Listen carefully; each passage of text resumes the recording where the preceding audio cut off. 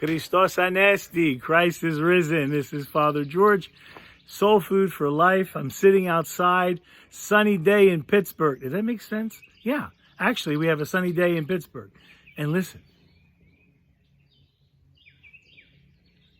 birds, really nice, awesome. I read today's epistle from Acts chapter 5, verses 1 through 11. And it just touched my heart a lot because I think it's a subject that we're kind of familiar with, and that's cheating God. See, Ananias and Sapphira, his wife, they had a piece of property. They went and took the property, they sold it, and then they came to an agreement, and they took not all of it as far as the funds to the apostles, but they kept a portion for themselves. So it sounds like this was a pledge for the good of the community that they were going to give this unto the Lord. But when they came and gave it to the apostles, what happened was they cheated. Now, the husband came by himself and he gave the proceeds, and Peter said, is this what you sold it for? And Ananias said yes, and Ananias just dropped dead.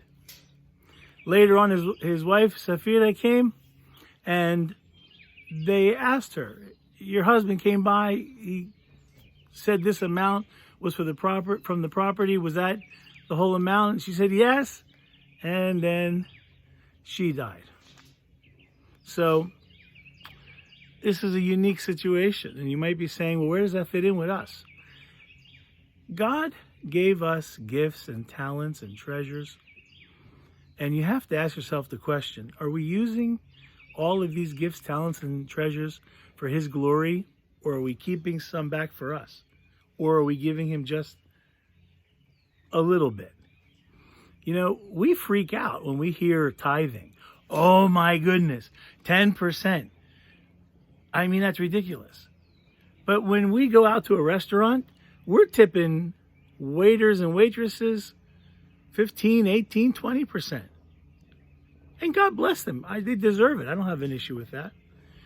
But why do we freak out when we say 10%? Because God said it. I didn't say it. It's in the Bible.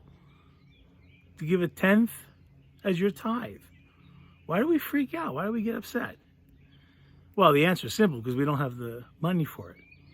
If we make $100,000, that means $10,000 goes to the ministry, and then taxes, and then our kinochrista, our utilities, our bills, etc., etc. And we do it the opposite. And I think that's why we don't flourish in the world as a church, and we don't flourish as his people. And I'm not talking about Joel Osteen flourish, like, you're going to get a brand new car, you're going to get a nice house if you just give unto the Lord. Our houses. And as far as I'm concerned, you want a brand new car? Make it a fiery chariot that takes you to heaven. Don't worry about Mercedes and Lincolns and whatnot. So the answer is pretty clear.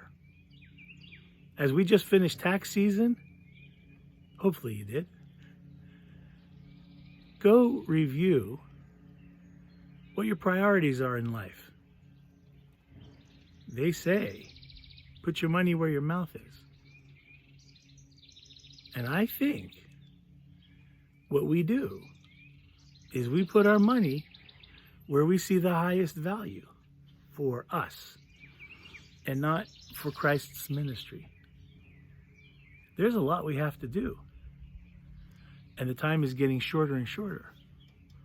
Why is it getting shorter and shorter? Because we're not being allowed by governments, by society rules, to do all the things that we're supposed to do.